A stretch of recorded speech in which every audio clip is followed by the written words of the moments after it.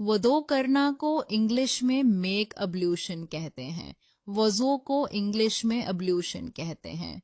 कली करना को इंग्लिश में रिंस आउट कहते हैं। सर का मसह करना को इंग्लिश में गेट हेयर वेट कहते हैं। जाए नमाज को इंग्लिश में प्रेयर मेट कहते हैं। नमाज पढ़ना को इंग्लिश में ऑफर प्रेयर कहते हैं। नफल नमाज को इंग्लिश में ऑप्शनल प्रेयर कहते हैं। फजर की नमाज को इंग्लिश में डॉन प्रेयर कहते हैं। दोपहर की नमाज को इंग्लिश में नून प्रेयर कहते हैं। असर की नमाज को इंग्लिश में आफ्टरनून प्रेयर कहते हैं। शाम की नमाज को इंग्लिश में सनसेट प्रेयर कहते हैं। आशा की नमाज को इंग्लिश में नाइट प्रेयर कहते हैं। नमाज जनाजा को इंग्लिश में फ्यूनरल प्रेयर कहते हैं। तहज्जुद को इंग्लिश में विजिल कहते हैं।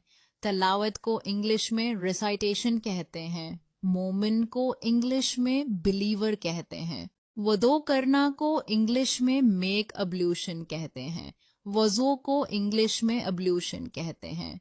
कली करना को इंग्लिश में रिंस आउट कहते हैं। सर का मसह करना को इंग्लिश में गेट हेयर वेट कहते हैं। जाए नमाज को इंग्लिश में प्रेयर मेट कहते हैं। नमाज पढ़ना को इंग्लिश में ऑफर प्रेयर कहते हैं।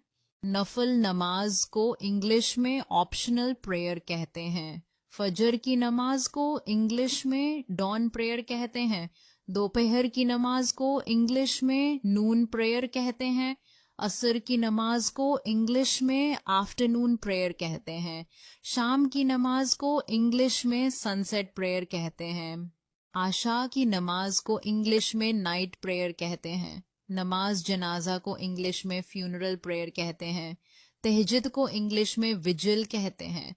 तलावत को इंग्लिश में रिसाइटेशन कहते हैं। मोमिन को इंग्लिश में बिलीवर कहते हैं।